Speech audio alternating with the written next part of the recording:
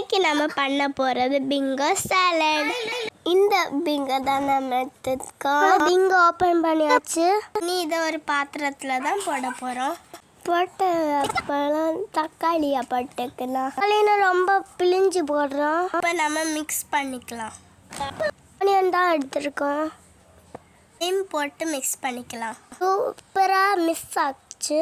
இப்போ நம்ம கொத்தமல்லியை போட்டுக்கலாம். கொத்தமல்லி போட்டாச்சு. கொத்தமல்லி போட்ட அப்புறம் போட்ட உடனே நம்ம சாலட் ரெடி ஆகிடும். போட்டாச்சு. இனி நம்ம மிக்ஸ் பண்ணிக்கலாம். இனி நம்ம டேஸ்ட் பண்ணி பார்க்கலாம்.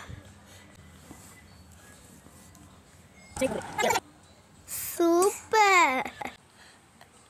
ஞம் ஞம். சூப்பர். டேஸ்ட் சூப்பரா இருக்கு. நீங்களும் வீட்ல ட்ரை பண்ணி பாருங்க. Bye bye tata. Bye bye. அடுத்த வீடியோல பார்க்கலாம்.